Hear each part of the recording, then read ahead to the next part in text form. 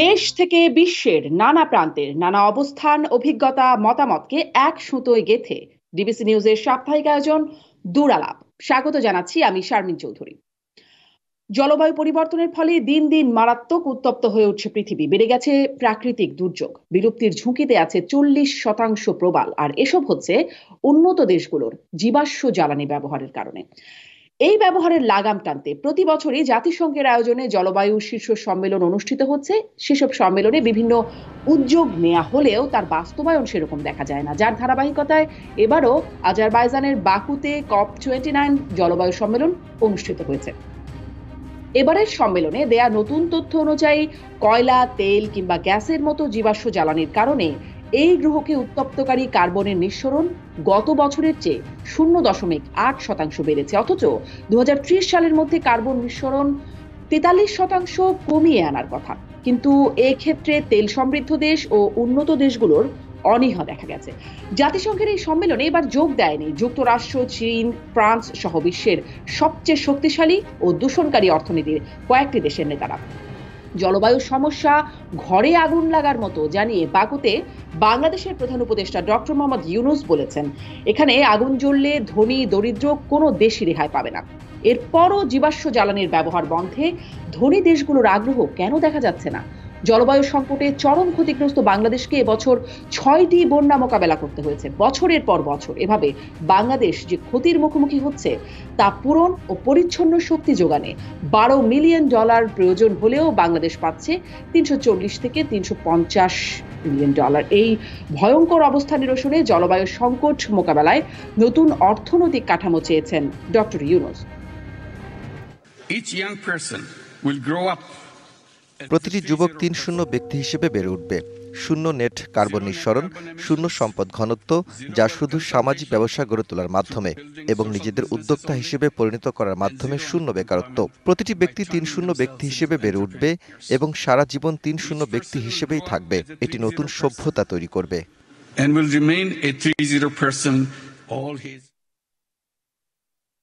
এবারের সম্মেলন যেভাবে দায়ী দেশগুলো এড়িয়ে গেছে, তাতে কাঙ্ক্ষিত সেই অর্থনৈতিক সহযোগিতা মিলবে কি করে? এসব নিয়ে আলোচনায় আজ দূর আলাপে আজারবাইজান থেকে যুক্ত আছেন পরিবেশ ও জলবায়ু বিশেষজ্ঞ এমিরেটাস অধ্যাপক ডক্টর আইনুন নিশাত। যুক্তরাষ্ট্র থেকে যুক্ত আছেন ইউনিভার্সিটি অফ নিউ অর্লিয়েন্সের সাবেক উপাচার্য এমিরেটাস অধ্যাপক ডক্টর মোস্তফা সারওয়ার, এবং বাংলাদেশ থেকে যুক্ত আছেন ঢাকা বিশ্ববিদ্যালয়ের ভূগোল ও পরিবেশ বিভাগের সাবেক অধ্যাপক ডক্টর AQM মাহবুব।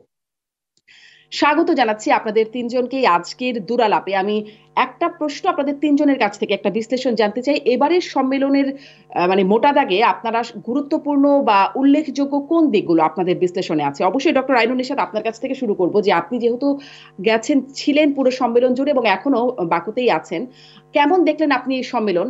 এবং যেটি আলোচনায় আসছে খুব, যে গুরুত্বপূর্ণ নেতারা বা দায়ী দেশগুলোর শীর্ষ নেতারা তারা যখন এই সম্মেলনে অনুপস্থিত, সেই বাস্তবতায় কতটা গুরুত্ব বহন করছে বা করলো এই সম্মেলন?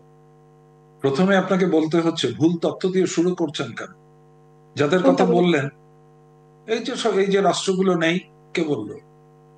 পৃথিবীতে ইউএন জেনারেল অ্যাসেম্বলির 193 কি 95টা রাষ্ট্র, আর এখানে এই কনভেনশনে, ইউএন ক্লাইমেট চেঞ্জ কনভেনশন, যেটা 92-তে সই হয়েছে, ইউএসএও যেটা সই করেছিল, পরে আরো দুটো আইন হয়েছে, সেটার ব্যাপারে গোলমাল আছে। এখানে 198টা পার্টি মানে হচ্ছে যে রাষ্ট্রগুলো, সার্বভৌম রাষ্ট্রগুলো এই বৈশ্বিক আইনের মধ্যে আছে, তারা এটাতে সই করেছে, রেটিফাই করেছে। এর বাইরেও কিছু কিছু সংস্থা আছে যাদেরকে এই রাষ্ট্রের সম্মান দেয়া হয়, যেমন প্যালেস্টাইন, যেমন ইউরোপিয়ান ইউনিয়ন 27টা সার্বভৌম দেশের সম্মিলিত একটা সংস্থা, তো তারও একটা ভূমিকা আছে। সেই 198টা এন্টিটি সবাই আছে এখানে। কে বললো জাপান, চায়না আসেনি? কে বললো ইউএসএ আসেনি? ইউএসএ প্যাভিলিয়ন বাংলাদেশের প্যাভিলিয়নের থেকে 4 গুণ বড়। কথাটা হচ্ছে, একটা জিনিস বুঝতে হবে, এটা একটা ধারাবাহিক প্রক্রিয়া। এটা শুরু হয়েছিল 1995-তে, প্রথম কনফারেন্স অফ পার্টি হয় বার্লিনে, হতে হতে আজকে 29 নম্বর, 29। 30 নম্বর হবে আর্জেন্টিনাতে, 31 নম্বর হবে অস্ট্রেলিয়ার অ্যাডিলেড শহরে, 32 নম্বর হবে ভারতের দিল্লিতে। এই পর্যন্ত ঠিক করা আছে। কাজেই এটা হঠাৎ করে একটা কিছু না যে একটা মিটিং করলাম বহু কিছু পেয়ে গেলাম। দ্বিতীয় হচ্ছে, আপনি শুনলে অবাক হবেন, যারা আমার কথা শুনছেন হয়তো অবাক হবেন, এখানে কোনো ভোটিং নেই। প্রতিটা ব্যাপারে এই প্রত্যেকটা পার্টি একমত হলে তবেই সিদ্ধান্ত গৃহীত হয়। কাজেই সিদ্ধান্ত গৃহীত হচ্ছে, আমি বাংলাদেশের পক্ষে যেটা মনে করি যে যত দ্রুত সিদ্ধান্ত হওয়া দরকার তত দ্রুত হয় না। আর এই মুহূর্তে এখানে বাকুতে গোলমাল লেগে গেছে আমেরিকাকে নিয়ে। কারণ আমেরিকার যে ডেলিগেশন আছে এখানে, আমেরিকার একজন অ্যাম্বাসেডর আসেন, আমেরিকার জন কেরি, এখন আমি হয়তো আসবেন এই সপ্তাহের শেষের দিকে। তো এটাতে যে আলোচনাটা হচ্ছে এর একটা ধারাবাহিকতা আছে। তারপরেও যারা হোস্ট কান্ট্রি তারা 2-3টা পয়েন্ট আগেই ডিক্লেয়ার করে যে এখানে আমরা পৌঁছতে চেষ্টা করব, এবং এটার আয়োজক কিন্তু জাতিসংঘ না, আয়োজক হচ্ছে, এর আলাদা সেক্রেটারিয়েট আছে, এটা ইউনেপ এবং ডব্লিউএমও, এই দুটো প্রতিষ্ঠান মিলে এটাকে রান করে। But this is driven by the parties, পার্টিরা যারা সিদ্ধান্ত নেয়, ওই যে বললাম কোনো ভোটিং নাই, কেউ চাপিয়ে দিতে পারবে না। এখন এই মুহূর্তে 5টা আন্তর্জাতিক মিটিং চলছে একসাথে। একটা হচ্ছে প্রথম যে UNFCCC হয়েছিল 1992-তে, তার যে সমস্ত কাজ করার কথা সেগুলো কতটুকু পালিত হচ্ছে তার পর্যালোচনা। তার মধ্যে একটা বড় জিনিস হচ্ছে মিটিগেশন। এই যে আপনি কার্বন নিঃসরণের কথা বললেন, বলা হচ্ছিল 2050-এর মধ্যে 40% কমানো। এই সংখ্যাগুলো ঠিক করতে হবে, না হলে গোলমাল লেগে যায়। তো এই মিটিগেশন বলা হয়। এই মিটিগেশনের জন্য দায়ী হচ্ছে তখনকার ডেভেলপড কান্ট্রি। সেই জন্য কিয়োটো প্রটোকল হয় 97-তে, 2012-তে এটার প্রথম কার্যকারিতা শেষ হয়ে যায়। তারপরে এখন দ্বিতীয় কার্যকারণ চলছে, কিন্তু UNFCCC এটার কার্যকর কোনো সময় নেই, এটা চলতে থাকবে। আর তৃতীয় যে আইনটা সেটা হচ্ছে প্যারিস এগ্রিমেন্ট। ওই মূল আইনের অধীনে আরেকটা আইন হয়, প্যারিস এগ্রিমেন্ট 2015-তে। এখন এর মধ্যে মোটা দাগের যে বিষয়গুলো নিয়ে আলোচনা হয়, এই কার্বন নিঃসরণ কমাতে সবাই বদ্ধপরিকর, কিন্তু কতটা কমানো গেল, এই কমানোর সাথে দেশের অর্থনৈতিক ব্যাপার আছে, দেশের ডেভেলপমেন্ট অ্যাপ্রোচ আছে। যেমন এই মুহূর্তে মার্কিন যুক্তরাষ্ট্রের ব্যাপারে আমরা কনফিউজড। ডোনাল্ড ট্রাম্পের স্লোগান হচ্ছে ড্রিল বেবি ড্রিল, অর্থাৎ মাটির তলা থেকে আরো বিদ্যুৎ তোলো। এখন কয়লা, বিদ্যুৎ, এমনকি ন্যাচারাল গ্যাস আমরাও যেটা করি, এটাও কার্বন ডাইঅক্সাইড উৎপাদন করে। এটার পরিবর্তে রিনিউয়েবল এনার্জিতে যেতে হবে, সেটার জন্য বলা হচ্ছে নিউ ট্রানজিশন, কি করে রিনিউয়েবলে যেতে হবে। দ্বিতীয়টা হচ্ছে অ্যাডাপ্টেশন, যে সমস্ত বিরূপ প্রতিক্রিয়াগুলো হচ্ছে সেগুলো মোকাবেলা করার ক্ষমতা।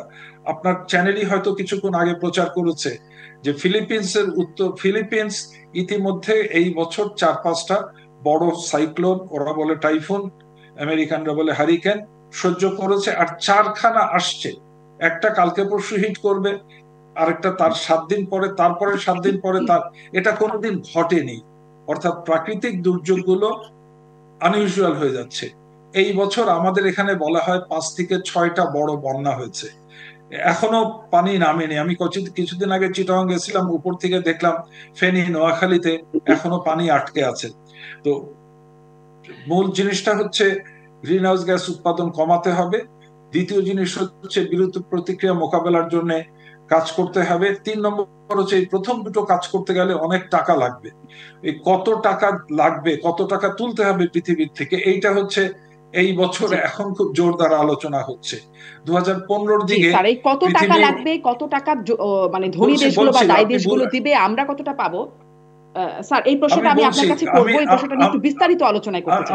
আমার একটু শেষ করতে দেন, যদি বলেন আমি থেমে যাব। ওকে, আচ্ছা, প্রথম জিনিস হচ্ছে, শেষ করলে তো আপনার আমারও মাথা ঘুরে যায় মাঝে মাঝে। আগে ওরা প্রমিস করেছিল উন্নত বিশ্ব $100 বিলিয়ন, 1000 কোটিতে বোধহয় কততে হয়।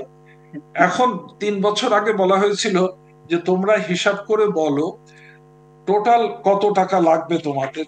এটার নাম হচ্ছে নিউ কালেকটিভ কোয়ান্টিফাইড গোল, NCQG। এই NCQG-র উপরে এখন তুমুল আলোচনা চলেছে গত 4-5 দিন ধরে। 100 বিলিয়ন যেটা দেওয়ার কথা, এখন বলা হচ্ছে তোমরা নিউ অ্যান্ড এডিশনাল কত টাকা দেবে। তৃতীয় বিশ্বের দেশগুলো দাবি করে বসেছে 1.3 ট্রিলিয়ন, মানে মানে কি বলবো, 1000 মিলিয়নে 1 ট্রিলিয়ন হয়, মানে কি বলবো, 1000 বিলিয়নে মিলিয়ন মিলিয়ন, মানে মিলিয়ন গুণ মিলিয়ন ইকুয়াল টু ট্রিলিয়ন। এর এক গাদা শূন্য আছে এই টাকাতে। এই টাকা দেবে কারা, দেবে কিভাবে দেবে, কখন দেবে, এইগুলো নিয়ে ঝগড়া চলছে। আমাদের মতো দেশের অবস্থান হচ্ছে এই টাকাটা অনুদান হিসাবে দেওয়ার কথা, কিন্তু পৃথিবী এখন বিভক্ত হয়ে গেছে।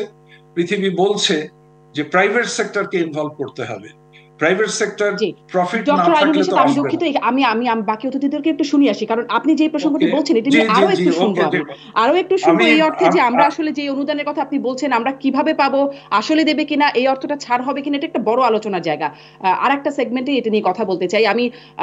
ডক্টর মুস্তাফা সারোয়ার, আপনার কাছ থেকে একটু শুনতে চাই যে কিভাবে বিশ্লেষণ করছেন। ডক্টর আইনুন নিশাত আমাকে যেমন বলছিলেন যে আমি একটা ভুল তথ্য দিচ্ছি, আসলে শীর্ষ নেতারা যখন অনুপস্থিত থাকছেন তাহলে কি বোঝা যাচ্ছে সেই দেশগুলো কতটা গুরুত্ব দিচ্ছে। আপনি যে দেশটিতে আছেন সেই দেশের একটা ডেলিগেশন গেছে, ডক্টর আইনুনের সাথে আমাকে যেটি কারেকশন করছিলেন, কিন্তু শীর্ষ নেতারা যখন অনুপস্থিত তখন আসলে কি বার্তা, তারা কি কতটুকু গুরুত্ব দিচ্ছেন, কি বিশ্লেষণ করছেন কেমন এবারের জলবায়ু সম্মেলন? ডক্টর আইনুন নিশাত হলো আমাদের মানে বাংলাদেশের, আমি বলবো যে এই বিষয়ে অভিজ্ঞতার দিক থেকে সর্বশ্রেষ্ঠ। কাজে তার কথা মানে আমি খুব লক্ষ্য করে শুনছিলাম এবং শ্রদ্ধা ভরে আমি মানে গ্রহণ করেছি। কিন্তু বিশ্ব রাজনীতি যেটা, সেটা কিন্তু পরিবর্তনশীল, সেটার দিকে আমাদের তাকাতে হবে।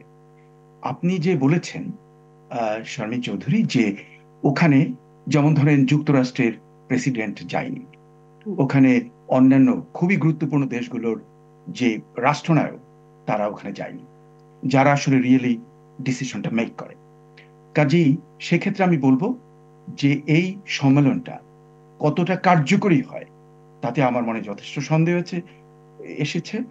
আর আমি একটা আশ্চর্য লক্ষ্য করলাম যে ডক্টর আইনুন নিশাত বলতে পারবেন যে ওনাদের যেখানে কনফারেন্স হচ্ছে তাদের উইদিন দ্য ভিজিবল রেঞ্জ, তাদের দৃষ্টির ভেতরই ছিল, আমি দেখলাম একটা অয়েল পাম্পিং জ্যাক। এটা আমেরিকার প্রত্যেক জায়গার পিকচারে আসছে। এটা দেখে আমার হাসি পাচ্ছে যে মানে বাকুতে যেখানে এই ক্লাইমেট নিয়ে সম্মেলন হচ্ছে তাদের চোখের সামনে হচ্ছে একটা জ্যাক, মানে মানে পাম্পিং জ্যাক অফ অয়েল। তার মানে বুঝতেই পারেন যে এর যদি আমি সিম্বলাইজেশন কে একটু অন্যভাবে কাব্যিক ভাষায় দেখতে চাই, তাহলে যেন মনে হচ্ছে যে এবারের যে সম্মেলনটা এটা কতটা ফলপ্রসূ হয় আমার যথেষ্ট সন্দেহ রয়েছে। কেন আমি বলছি, আপনার লক্ষ্য করুন যে মানে যখন ডোনাল্ড ট্রাম্প ফার্স্ট টার্মে প্রেসিডেন্ট হলেন, উনি কিন্তু প্যারিস ট্রিটি থেকে চলে আসলেন। এটা একটা বিরাট মানে ধাক্কা পেল এই এনভায়রনমেন্টাল রিলেটেড, ক্লাইমেট রিলেটেড যে আন্দোলনটা। তারপরে যখন বাইডেন উনি পাওয়ারে আসলেন, উনি এসে প্রথম দিকেই যে কাজটা করলেন, বাই এক্সিকিউটিভ অর্ডার উনি ঢুকে গেলেন আবার টু দি প্যারিস ক্লাইমেট চুক্তিতে। তাহলে দেখুন বর্তমানে কি হতে পারে, যেখানে ডোনাল্ড ট্রাম্প অলরেডি বলেছেন, এবং আমি মানে বাই দি ওয়ে আমি তার সঙ্গে অ্যাবসলিউটলি দ্বিমত, হ্যাঁ আমি তার একে আমি সমর্থন করি না, কিন্তু উনি কিন্তু ক্লিয়ারলি বলে দিয়েছেন যে climate change is A hoax. এটা একবার বলেননি, উনি বারবার বারবার বারবার এটা বলছেন। শুধু তাই নয়, উনি এনভায়রনমেন্টাল প্রোটেকশন এজেন্সির যাকে করেছেন চিফ, লি জেলজিন, উনি তো বিশ্বাসই করেন না যে এই যে ক্লাইমেট চেঞ্জ আছে কিংবা ইত্যাদি। এবং ওই যে বেবি ড্রিল তার চেয়েও মারাত্মক, এই যে নির্বাচনটা গেল তাতে কিন্তু মানে আমাদের যে মানে কামালা হ্যারিসের পেনসিলভেনিয়াতে হেরে যাওয়ার জন্য মেইন কারণ ছিল যে উনি ফ্র্যাকিং পছন্দ করতেন না, ফ্র্যাকিং করতে দেননি। হ্যাঁ, কিন্তু পরে যখন দেখলেন যে ওয়েস্টার্ন পেনসিলভেনিয়াতে উনি ভোট পাচ্ছেন না, তখন উনি আবার একটু সুরটা চেঞ্জ করলেন, কিন্তু তাতে কাজ হয়নি। On the other hand, fracking will go at a full speed in America and other things. Not only that, national park যেটা এতদিন পর্যন্ত কেউ টাচ করে নাই যুক্তরাষ্ট্রে, দ্যাট ইজ আন্ডার নাও মানে সেখানেও কিন্তু লিজ দেওয়া হবে। আমি যেহেতু জিওফিজিক্সের প্রফেসর ছিলাম এবং I was also I was the global chairman of the society of exploration geophysicist, যেখানে এক্সপ্লোরেশনটা ছিল আমাদের মেইন ব্যাপার, এবং আমি জার্নাল যেটা জিওফিজিক্স ওটারও আমি ওয়েব প্রপাগেশনের এডিটর ইন চার্জ ছিলাম। কাজে আমি এদের ব্যাপারটা জানি। আমার মনে হচ্ছে যে with the new administration in America এই যে টাকার হিসাব হচ্ছে, এই টাকার লায়ন শেয়ার হবে যারা সবচেয়ে বেশি পলিউট করে, যুক্তরাষ্ট্র, চায়না ইত্যাদি। কিন্তু যুক্তরাষ্ট্র এটা থেকে সরে আসবে। They are not going to pay it, I can tell you. তার অর্থ এই যে বাকুর সম্মেলনে যে মেইন যে টপিকগুলো কথা হচ্ছে, আমি মনে করি বর্তমানে যুক্তরাষ্ট্রের রাজনৈতিক পরিবর্তনের জন্য এটা প্রিম্যাচিউর, এটা কোনো কাজে লাগবে না। এবং এই যে অর্থ যেটা, এটা আরো একটা ব্যাপার, ইটস নট এ ম্যান্ডেটরি, এটা কোনো ম্যান্ডেটরি না। এবং যেটা ডক্টর আইনুন খুব সুন্দর করে বলেছেন, যেখানে ভোট নেই, অর্থ ইউনানিমাস ডিসিশন হতে হবে। তাতে একটা যদি সরে যায়, যদি আমি এটার পুরো নিয়মটা ওখানে জানি না, ইফ দ্যাট ইজ ট্রু, তাহলে যুক্তরাষ্ট্র ব্যাক আপ করলেই তো সব ভন্ডুল হয়ে গেল। আরো একটা ব্যাপার, যে যুক্তরাষ্ট্র কেটে পড়লে আপনি তো ইন্ডিয়াকে ওখানে নিতে পারবেন না, অ্যানাদার বিগ পলিউটার। চায়না ওখান থেকে কেটে পড়বে, এবং ইউরোপের যে কান্ট্রিগুলো যারা বেশি পলিউট করে আপনার তারাও কেটে পড়বে। ইন্দোনেশিয়ার হেড অফ দ্য স্টেট যায়নি, তারা অ্যানাদার বিগ পলিউটার। কাজে আমি যেটা দেখছি, আই এম ভেরি পেসিমিস্টিক এই ব্যাপারটায়, যে ওখানে অনেক ধন্যবাদ ডক্টর মোস্তফা সারোয়ার। মানে অপটিমিস্টিক হবার কিছু আছে কিনা সেটি নিয়ে আমি আরেকটু পরে আলোচনা করব। এবং মানে যুক্তরাষ্ট্র ডোনাল্ড ট্রাম্প এরই মধ্যে তাদের নিউ ইয়র্ক টাইমসের একটা খবরে দেখছিলাম যে প্যারিস চুক্তি থেকে সরে আসার একটা প্রস্তুতি নিচ্ছে। আপনি যেটি একটু ব্যাখ্যাও করছিলেন। আমি ডক্টর মাহবুব আপনার কাছ থেকে একটু শুনতে চাই, আপনি কিভাবে বিশ্লেষণ করছেন, কি মনে হচ্ছে, কতটা গুরুত্বপূর্ণ? আপনি কি আশাবাদী, নাকি ডক্টর মোস্তফা সারোয়ার যেরকম বলছেন যে তিনি আসলে খুব একটা আশাবাদী হতে পারছেন না? আপনার অবস্থান কি? Thank you very much. আসলে দেখেন যে এই ক্লাইমেট চেঞ্জ ইস্যু নিয়ে আজকে প্রায় 3 দশক যাবৎ আলোচনা চলতেছে। 29, এরপরে 30, 31, 32 প্রফেসর নিশাত তো বলে দিলেন আগামী 2-3টা মিটিং কোথায় কোথায় হবে। এর উদ্দেশ্য ছিল, মেইন উদ্দেশ্য ছিল কিন্তু আমাদের কার্বন ডাইঅক্সাইড বায়ুমণ্ডলে যেই হারে বাড়তেছে, যেই কারণে বাড়তেছে সেগুলো উদ্ঘাটন করা। সেই উদ্ঘাটনগুলি কিন্তু আমরা করে ফেলছি অনেক আগেই, এবং সেখান থেকে বলা ছিল এমিশনগুলি কমায় আনতে হবে, পর্যায়ক্রমে কমায় আনতে হবে। কিন্তু দেখা যাচ্ছে over the period of time কমছে তো নাই, বরং আরো বাড়ছে। এবং তারপরে দেখা গেল যে এই বাড়ছে কাদের কারণে সেইটাও আবিষ্কৃত হয়ে গেছে, এবং কারা রেসপন্সিবল সেটাও জানা হয়েছে।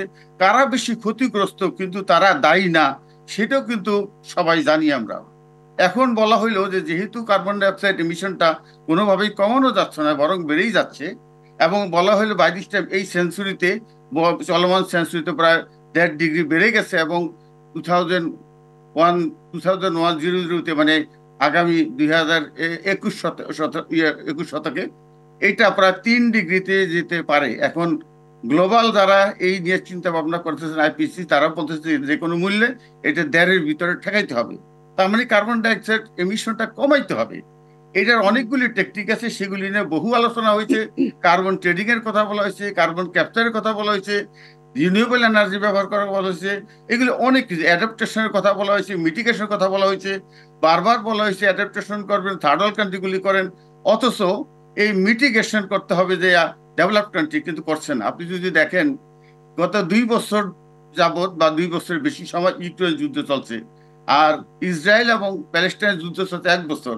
যুদ্ধ মানিটা কি? যুদ্ধ মানিটা হচ্ছে যে বিলিয়নস অফ ডলারের অস্ত্রপাতি তৈরি হচ্ছে। এগুলি রিনিউয়েবল এনার্জি দিয়ে তৈরি হচ্ছে না, এগুলো কিন্তু সব তৈরি হচ্ছে কিন্তু কার্বন ফসিল ফুয়েলের মাধ্যমে, তাই না? তার মানে আরো এটা বেড়ে যাচ্ছে। যখনই যুদ্ধ বিগ্রহ বাড়ে তখনই কার্বন ডাইঅক্সাইড মিশন বেড়ে যাবে। তাইলে সেদিকে কিন্তু আমাদের নজর নাই। এটা করছে কারা? উন্নত বিশ্ব করতেছে। ধরেন 1/2 ডজন অথবা 2 ডজন কান্ট্রি, তারা বেশি রেসপন্সিবল, তারা কিন্তু ভ্রুক্ষেপ নাই, তাদেরকে বলতেও আমরা পারছি না। 2015-তে যখন COP15-এ আমার মনে হয় যে প্যারিস এগ্রিমেন্ট যেখানে হয়েছিল, সেখানে বলা হইলো, প্রফেসর নিশা যেটা বললেন যে $10 বিলিয়ন পার ইয়ার বা $100 billion over the period of 2015 থেকে 2025 পর্যন্ত, এই পিরিয়ডে $100 বিলিয়ন কম্পেনসেশন করা হবে, এগুলি ক্ষতিগ্রস্ত দেশগুলিকে দেওয়া হবে। সেগুলো কাজ বলা হয়ে গেছে, কে দিবে, কখন দিবে, কবে দিবে, কিভাবে দিবে, এর পদ্ধতি কি, এবং সেটাকে লোন দিবে না ফ্রি দিবে, ব্যবস্থা নিষেধ কিছু বললেন, কিন্তু এইগুলি নিয়ে কিন্তু আলোচনায় হয়েছে, কিন্তু কাজের কাজ কিছু হয় নাই কিন্তু এখনো। সুতরাং আমরা যে গরিব দেশগুলি, বাংলাদেশের মতো, আপনি জানেন যে বাংলাদেশ অত্যন্ত একটা মানে কার্বন এমিশনের দিক থেকে একেবারেই নগণ্য দেশ, অথচ কার্বন এমিশনের ফলে ফসিল ফুয়েল কিন্তু আমরা খুব অল্প ব্যবহার করি, তারপরে কিন্তু আমরা গ্লোবাল ভিকটিম। কিন্তু আমাদের এখানে আমরা কিন্তু যথেষ্ট পরিমাণে মানে সজাগ সে ব্যাপারে, কিন্তু আমরা যদি এমিশন জিরো করে ফেলি এখন, তাইলে কিন্তু গ্লোবাল কার্বন এমিশনের কোনো একটা ইম্প্যাক্ট পড়বে না। এমত অবস্থায় যদি ডেভেলপ কান্ট্রি তারা যদি এগিয়ে না আসে, তারা যদি এমিশন না কমায়, এবং যে ক্ষতিগ্রস্ত দেশগুলি তারা যদি কম্পেনসেশন না করে, তাহলে কিন্তু সলিউশন নাই। আমি জানি না যে যে $100 বিলিয়ন ছিল 2025-এর মধ্যে হবে এই 10 বিলিয়ন করে প্রতি বছর, সেটা তো হয়ই নাই। বরং এখন বলতেছে 2 থেকে 3 ট্রিলিয়ন ডলার তারা আবার আমাদেরকে স্বপ্ন দেখাচ্ছে। এগুলি আসলে আমার কাছে মনে হচ্ছে জাস্টিস ডিলেড মানে ডিনাইড, আমার কাছে মনে হচ্ছে এখানে। সুতরাং এখানে ডক্টর মাহবুব, আমাদের দেশে নজর দিতে হবে, আমাদের বিশেষজ্ঞ, সেখানে আমরা গ্লোবাল এই পার্টিস থেকে বা কূপ থেকে আমরা কি আদায় করতে পারি সেদিকেও আমাদেরকে এখন নজর দিতে হবে। Thank you. জি জি, doctor A K M Mahbub, অনেক ধন্যবাদ। একটা বিরতিতে যাব, বিরতির পরে আসলে আমরা কতটা আদায় করতে পারছি, কতটা পারছি না, বাংলাদেশের কি অর্জন, এবং এছাড়াও আরো ডক্টর ইউনূস সেখানে কি বক্তব্য দিলেন, কি বার্তা দিলেন, সেই বার্তাগুলো নিয়েও কথা বলার চেষ্টা করব। ফিরছি বিরতির পর দুরালাপে। ফিরে এলাম দুরালাপে। ডক্টর আইনুন এরশাদ, যে প্রসঙ্গটিতে এবার যেতে চাই, যে আগের অংশে যেটি বুঝলাম ডক্টর মোস্তফা সারোয়ার এবং ডক্টর মাহবুব তারা খুব আশাবাদী যে এই সম্মেলন থেকে হতে পারছেন, এমনটি বোঝা গেল না। আপনার কাছ থেকে একটু এটি জানতে চাই। আমরা ডক্টর মোহাম্মদ ইউনূসের যে বক্তব্য তার প্রেস সচিবের কাছ থেকে শুনেছি যে এই সম্মেলনকে তিনিও প্রতি বছর বছর এই সম্মেলন হবার পক্ষে নন, তিনিও বলছেন এই সম্মেলনের সময়ের অপচয়। আপনি এই বিষয়টিতে কিভাবে দেখবেন? ডক্টর ইউনূসের এই বক্তব্যটা আপনি কিভাবে দেখবেন? আপনি কতটা আশাবাদী হতে পারেন? এবং সেই সাথে সাথে একটু খুব গুরুত্ব সহকারে একটু জানতে চাই, তিনি যে 3-0 বা 3-0 থিওরিটা দিলেন, সেটি যদি একটু আমাদেরকে বুঝিয়ে বলেন। এটার উত্তর দেওয়া বড় বিপজ্জনক, কারণ ওই 3-0 অর্জন করার কোন রোড ম্যাপ চিন্তা করা হয়েছে কি? একটা জিরো হচ্ছে জিরো এমিশন। পৃথিবী এই জিরো এমিশনের রাস্তার দিকে যাচ্ছে। এখন প্রত্যেকে তো দায় নিতে পারে না। এই যে কতগুলো কথা বলা হলো, ডোনাল্ড ট্রাম্প সাহেব সম্পর্কে বললেন, ট্রাম্প সাহেবের তো একটা ফিলসফি আছে, আমি পছন্দ করি না, এবং আমি শুনে আশ্বস্ত বোধ করলাম যে প্রফেসর মোস্তফা সরোয়ারও তার অনুসারী নন। পৃথিবীতে আমরা একটু সময় না পেলে জটিল জিনিস কি করে বলবো আপনাকে। 3 ভাবে মাপা হয় কারা কতটা উদ্গীরণ করে। একটা হচ্ছে মাথা পিছু, পৃথিবীর সব মানুষের সমান অধিকার, তাতে সবচেয়ে খারাপ অবস্থানে আছে আরব দেশগুলো, সবচেয়ে খারাপ হচ্ছে কাতার, তারপরে আবুধাবি ও দুবাই, এগুলো করতে করতে কি বলবো সৌদি আরবিয়া। কাতার যা করে ইউএসএ তার অর্ধেক করে, আর ইউএসএ যা করে তার 8/1 করে চীন। আমরা তো খুব সামান্য করি। তাহলে এটা হচ্ছে একটা হিসাব। দ্বিতীয় হিসাব হচ্ছে একটা দেশ ভিত্তিক কে কি পরিমাণ করে। তাতে আজকে সবচেয়ে বেশি দূষণের জন্য দায়ী হচ্ছে চীন, দ্বিতীয় হচ্ছে ইউএসএ, তৃতীয় হচ্ছে ইন্ডিয়া। এবং ইন্ডিয়া আগামী 5 বছরের মধ্যে ইউএসএ কে ওভারটপ করবে, কারণ ইউএসএ যে পলিটিক্যালি যে কথা বলুক না কেন, তারা রিনিউয়েবল এনার্জিতে সিরিয়াসলি কাজ করছে, সোলার বলি, উইন্ড বলি, জিওথার্মাল বলি, সবকিছুই। আর আরেকটা হচ্ছে ঐতিহাসিক, 1992-তে যখন হিসাব নিকাশ হয়েছিল, তখন 90-তে কার অবস্থান কি ছিল, তখন দেখা যায় যে পৃথিবীর তখন যে 37-38টা দেশ যারা ওইসিডির সদস্য, উন্নত দেশ, তারা হচ্ছে প্রধানত দায়ী। তারা লিখিতভাবে 92-তে মেনে নিয়েছে। এবং আপনাদের আমার যে 3 জন বন্ধু এখানে, বাকি 2 জন যে বললেন, ইউএসএ মূল যে চুক্তি সেটা হচ্ছে United Nations framework convention on climate change. এটা 1993-তে ইউএসএ সিনেটের অনুমোদন ক্রমে সই করে। কাজে এটা থেকে বেরিয়ে আসতে গেলে আবার সিনেটের সই লাগবে। আমি জানি না, আমার থেকে মোস্তফা সরোয়ার সাহেব ভালো জানবেন, ইউএসএ কি এখান থেকে বেরোতে পারবে? পারবে না। হ্যাঁ, প্যারিস এগ্রিমেন্ট থেকে বেরোতে পারবে 4 বছরের একটা নোটিশ দিয়ে, মূল ক্লজের মধ্যে থাকছে সে। এখন 2-3টা জিনিস বলি আপনাদেরকে। বাংলাদেশকে টাকা দিলে কি বাংলাদেশ নিতে পারবে? উত্তর হচ্ছে না।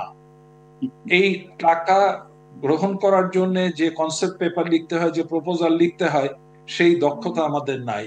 পৃথিবী বলছে তোমার প্রপোজাল তুমি লেখো, আমি তোমাকে কিছু পয়সা দেবো, কি করে তোমার দেশের কনসালটেন্টকে জোগাড় করে লেখো, নাম হচ্ছে রেডিনেস ফান্ড।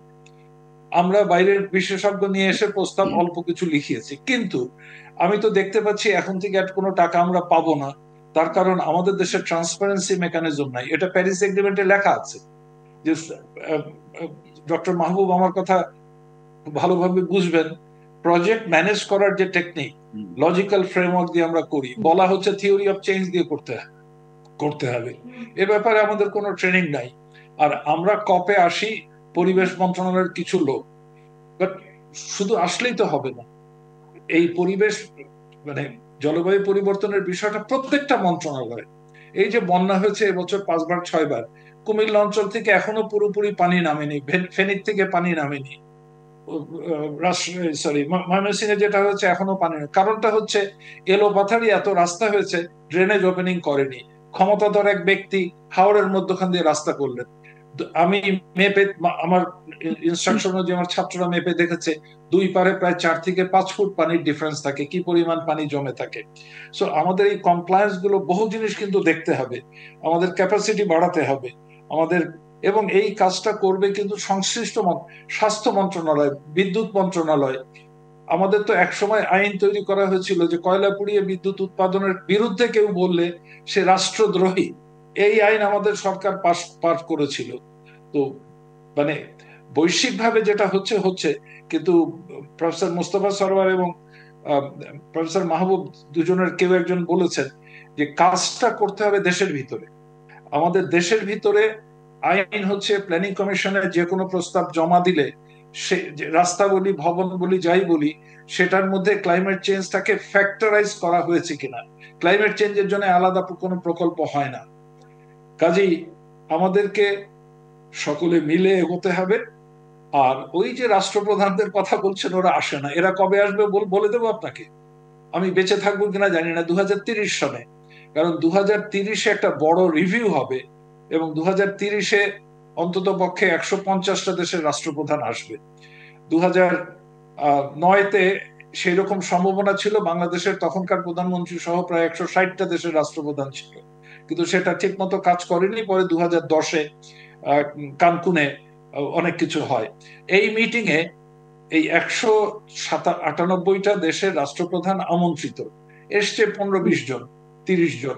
বাট প্রথম 3 দিনের জন্য এসছিলেন অনেকে, প্রফেসর ইউনূস সাহেব সহ। আবার শেষ 3 দিনে মানে 21, 22, 23 এই পিরিয়ডটাতে পরিবেশ মন্ত্রী, অর্থমন্ত্রী, পররাষ্ট্রমন্ত্রী মিলে প্রায় 180 জন 190 জন আসবে। কারণ এই এখন যে দর কষাকষি, এটা দর কষাকষি, একেবারে দর কষাকষি, মাছের বাজারের মতো দর কষাকষি। এ বলছে আমি দেব না, ও বলছে আমি নেব না, ও বলছে এটা ঠিক আছে কিনা সেটা দেখতে হবে। সো বিশ্বের ব্যাপারে কি কাজ করতে হবে, পরিবেশ মন্ত্রণালয় কাজ করে।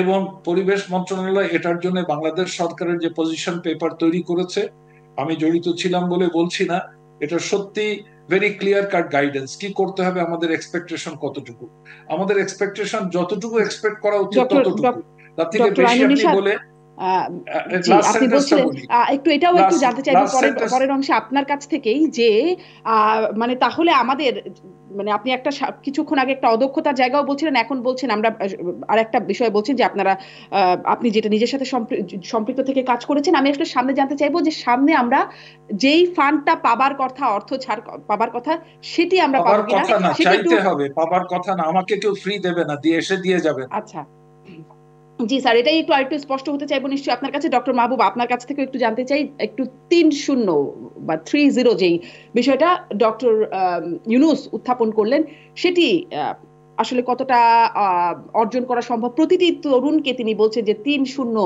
বৈশিষ্ট্য সম্পন্ন হতে হবে, ভাবে চলতে হবে, সেই জায়গাটা একটু ব্যাখ্যা করবেন। উনি 3টা 0 বলছেন, 3টা 0 আগে কোনো কিছু সংখ্যা নাই, পরেও নাই। একটা 0 তো একদম কমন এবং সেটা সবাই আমরা জানি, প্রথম থেকে শুরু হয়েছে, সেটা হচ্ছে 0 কার্বন, অর্থাৎ কার্বনটাকে 0-তে করে নিয়ে আসতে হবে। সেটা ইম্পসিবল টাস্ক। এই ফসিল ফুয়েল পোড়ানো কোনোদিনই বন্ধ হবে না, 0 কার্বনও কোনোদিন হবে না। এইটা গ্লোবালি হবে না। আর যারা জিরো কার্বন করার কথা তারা তো কোনোদিনও করবে না। দ্বিতীয় আরেকটা উনি বলতে চাচ্ছেন যে আমাদের দেশে ঘনত্ব কমানো বা সারা পৃথিবীর জনঘনত্ব কমানো, এই ঘনত্ব কমানো কিছু কিছু দেশে হবে, সব দেশে একত্রে হবে না। আমাদের মতো উন্নত বিশ্বে যে মানুষের এই ঘনত্ব কমানো খুব ডিফিকাল্ট টাস্ক হবে। তারপরে আরেকটা পথে উনি বলতেছে যে বেকারত্ব কমায় নিয়ে আসা। বেকারত্ব কমায় নিয়ে আসার সাথে কার্বন এমিশনের সম্পর্ক খুব একটা জোরালো না। এই বেকারত্ব কমাইতে গেলে যদি মনে করেন কার্বন ইমিশন কিভাবে কমাবে, আগে কি কার্বন ইমিশন জিরোতে আনবো তারপরে জিরো বেকারত্ব আনবো? জিরো বেকারত্ব আনতে যদি আমরা ওয়েট করি জিরো কার্বনের, তাহলে কোনোদিন ওইটা হবে না। কারণ বেকারত্ব আরেকটা ডাইমেনশন, ইকোনমিক বেকারত্ব, যেটা প্রফেসর ইউনূস আমার চেয়ে অনেক ভালো জানেন, যেহেতু উনি মানে সোশ্যাল বিজনেস সম্পর্কে উনি ভালো আইডিয়া রাখেন এবং সেইভাবে কিভাবে ওটাকে জিরো কার্বন আনতে হবে সেটা উনি ভালো জানেন। সেদিক থেকে বরং আলোচনা করলে উনি আমাদের দেশে যে জিরো বেকারত্ব না হলে বেকারত্ব অনেকটা কমাইতে পারবেন। কিন্তু কার্বন ডাইঅক্সাইড এমিশন জিরো করে তারপরে জিরো বেকারত্ব আনবেন, ওইটা কোনোদিনই হবে না। সুতরাং এইভাবে 3-0 করা, একত্রে করা বা পার্শিয়ালি করা অথবা একটা সাথে একটা লিঙ্ক করে করা, ইট ইজ সো ডিফিকাল্ট। এবং এটা আমাদের বা একজন বা 2-4টা দেশের হাতেও নয় এটা, এবং সমস্ত দেশগুলির হাতে, এবং সেটা খুব ডিফিকাল্ট টাস্ক। জি, অনেক ধন্যবাদ স্যার, আপনি খুবই সংক্ষেপে স্পষ্ট করছিলেন। আমি ডক্টর মোস্তফা সারোয়ার আপনার কাছ থেকেও খুব সংক্ষেপে আপনি যদি একটু এটা নিয়ে বিশ্লেষণ করেন। আমি একটা বিরতিতে যাব, তারপরে বাংলাদেশের অর্জন নিয়ে একটু কথা বলবার চেষ্টা করবো। ডক্টর মোস্তফা সারোয়ার। হ্যাঁ, মানে যে 3-0 সম্পর্কে ওনার যে বক্তব্য, দ্যাট ইজ ভেরি আইডিয়ালিস্টিক। আমার কাছে খুব একটা আইডিয়ালিস্টিক অ্যাটিটিউড হিসেবে খুব ভালো মনে হয়, কিন্তু এর প্র্যাকটিক্যালিটি আছে কিনা। আমি যেন একটা এক্সাম্পল দেব, যেমন ধরুন যুক্তরাষ্ট্রের অর্থনীতিকে যদি আপনি তাকান, আমরা যারা মোটামুটি ইনভেস্ট করি, হ্যাঁ, স্টক মার্কেট এবং ওয়াল স্ট্রিটে, আমরা ওয়াচ করতে থাকি যে সিচুয়েশনটা কি। যদি আনএমপ্লয়মেন্ট যুক্তরাষ্ট্রে 3%-এর নিচে চলে যায়, তাহলে ইকোনমিক্সই ডাউন হয়ে যায়, অর্থনীতি ডাউন হয়ে যায়।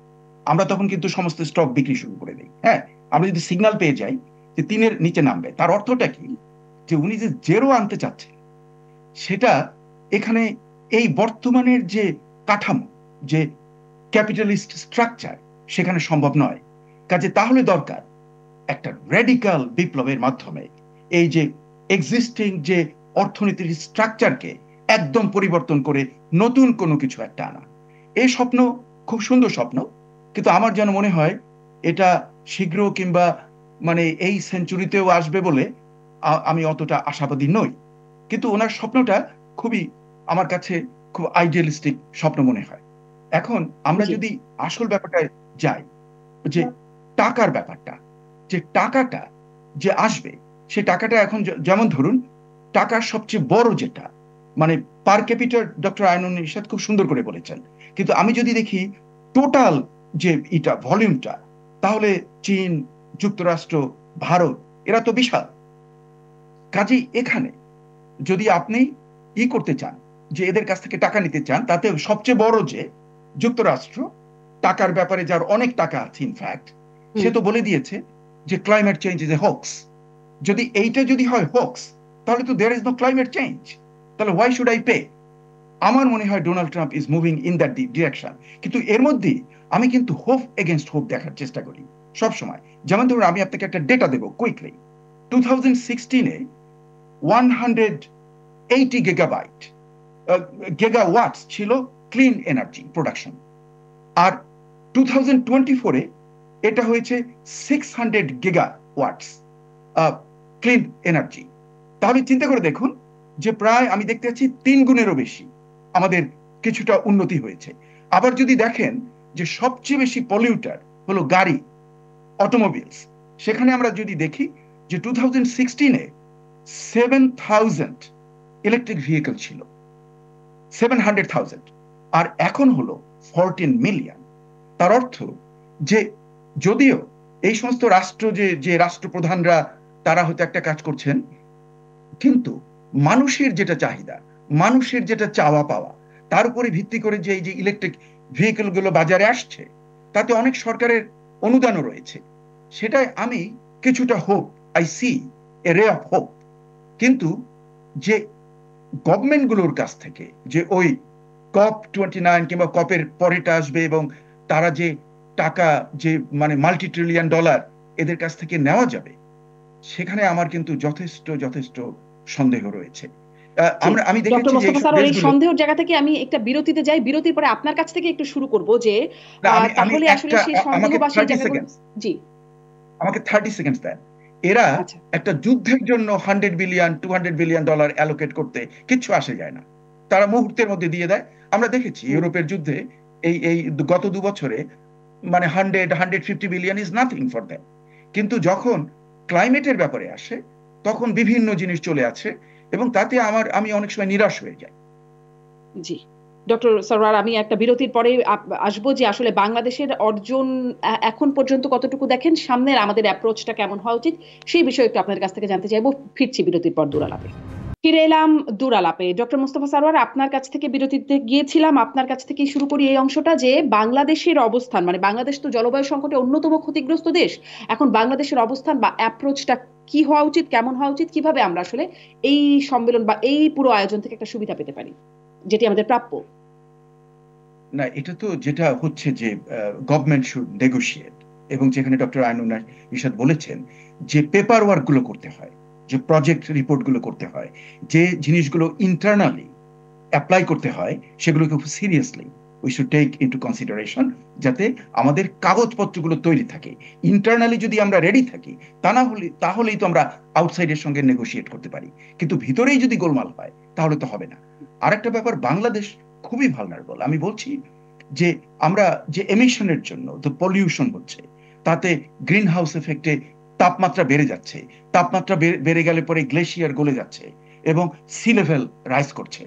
এই যে সি লেভেল রাইজে বাংলাদেশ যে ক্ষতিগ্রস্ত হবে সেটা অকল্পনীয়। একবার আমি একটা সময় মানে দেখছি, কিন্তু কয়েক দশকের ভেতরে কিন্তু ঢাকা শহরের আশেপাশের জায়গা পর্যন্ত, I am adding from the বে অফ বেঙ্গল, বে অফ বেঙ্গল থেকে ঢাকা শহরেরই আশেপাশের জায়গা পর্যন্ত এগুলো সোয়াম্প ল্যান্ড হয়ে যাবে। আমরা যেটা বলি ওয়াটারশেড এরিয়াস, এবং এগুলো হয়ে যাবে কি আমরা বলি ওয়েটল্যান্ডস, আমেরিকাতে ওয়েটল্যান্ডস বলি, এর কিন্তু মেজর অংশগুলো হয়ে যাবে ওয়েটল্যান্ডস। তাহলে সেগুলো তো বাসের যোগ্য থাকবে না। কাজে এই যে আমাদের হেভি পপুলেশন এবং সাউথের population density is also pretty significant, এদের যদি বাসস্থান বাসের যোগ্য না থাকে, আমি বরিশাল ডক্টর মোস্তফা স্যার একদম এইটুকু স্পষ্ট যে আপনি একটা ভয়ঙ্কর পূর্বাভাস দিচ্ছেন এই জলবায়ু সংকটে বাংলাদেশের অবস্থানের কারণে। ডক্টর মাহবুব, আপনার বক্তব্য খুব সংক্ষেপে। আমি দেখুন, প্রথম দিকে আমি বলে ফেলছি যে আসলে এই কোপ মিটিং শেষ হবে না, এটার কন্টিনিউ করবে এবং আমাদের মতো প্রস্তুতি নিতে হবে, এদের সাথে আমাদের থাকতে হবে, আবার আমাদের প্রস্তুতিও নিতে হবে। সেই প্রস্তুতির আমি প্রথম বলবো, প্রফেসর আইনুন নিশাত একটা কথা বলছেন যে আসলে ওই যে টাকা ওনারা দিবে আমাদের, কিন্তু এটা ব্যাংকে যে এই যে ক্রেডিট কার্ড দিয়ে টাকা নিয়ে আসবেন ওরকম কিন্তু না। এটা আপনাকে টাকা আনতে গেলে এই একটা প্রজেক্ট পেপার তৈরি করতে হবে, সেই প্রজেক্ট পেপার তৈরি করার মধ্যে সক্ষমতা আমাদের এখন হয়নি। আমাদের দক্ষ কারিগর তৈরি করতে হবে। ইন্ডিয়া ততটা ডেভেলপ তার ধার কাছে কিন্তু আমরা নাই এখনো। সুতরাং আমাদের সেই একটা গবেষণার মাধ্যমে এবং বিভিন্ন বিশ্ববিদ্যালয় পর্যায়ে গভর্নমেন্ট পর্যায়ে আমাদের সেই কারিগরগুলি তৈরি করতে হবে এখনই, যারা প্রজেক্ট তৈরি করতে পারবে। এইটা ওই কাজেও লাগবে। আমরা যদি আমাদের নিজেদের ইনিশিয়েটিভ করি সেখানেও কিন্তু আমাদের লাগবে। দ্বিতীয়ত, আমরা আমাদের জন্য কি করতে পারি, যেমন আমাদের ভৌগোলিক দৃষ্টিকোণ থেকে দুটো জিনিস আছে, আমরা অ্যাডাপ্টেশন মিটিগেশন দুইটাই করতে পারি। অনেক সময় একটা মিটিগেশন অ্যাডাপ্টেশনে বটে, যেমন এইবার যেটা আপনি যে বন্যাটা দেখলেন, এই বন্যাটা আপনার নোয়াখালী, এই যে কুমিল্লার ইস্টার পোর্শনে যেটা হইলো, এটা অনেক দিন পরে হয়েছে, লং ইফেক্ট হবে।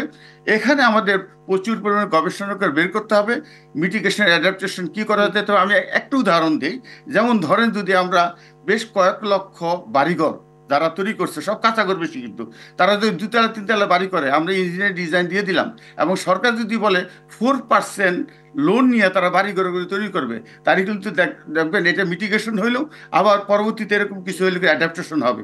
সুতরাং গবেষণার প্রচুর স্কোপ আছে, বেশ কিছু গবেষণা হয়ে গেছে, আরো গবেষণা করতে হবে এবং এই গবেষণা আমাদের দেশি এবং এক্সপার্টদের নিয়ে আমাদের মোকাবেলা করতে হবে। স্যার আপনাকে অনেক ধন্যবাদ।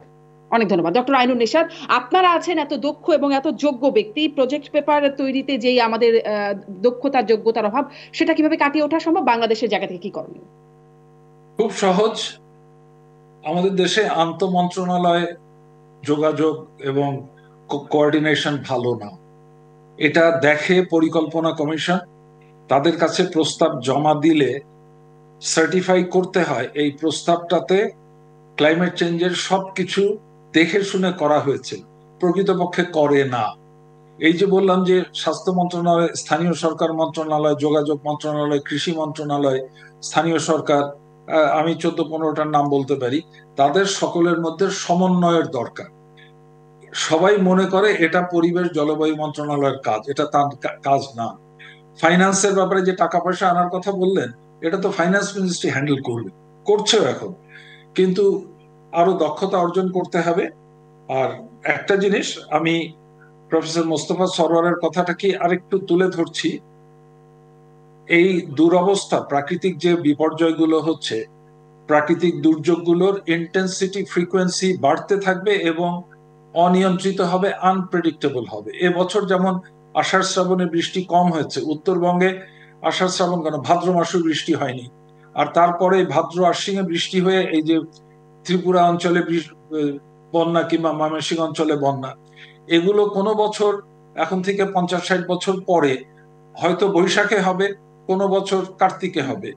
এই যে মানে বুঝতে পারছি যে খুব আশাব্যঞ্জক কিছু অবস্থান থেকে এখন শেষ করতে পারছি না, আমাকে আজকের মতো শেষ করতে হচ্ছে। ডক্টর আইনুল ইরশাদ, অনেক ধন্যবাদ, অনেক ধন্যবাদ। যদি আপনি 30 সেকেন্ড, সেটা হচ্ছে এই মিটিংটা একটা ধারাবাহিকতা আছে, তার মধ্যে একটা অংশ, এবং এটা সফল হতে যাচ্ছে। জি, অনেক ধন্যবাদ স্যার, আপনাদের তিনজনকে ধন্যবাদ। আজকের মতো বিদায়।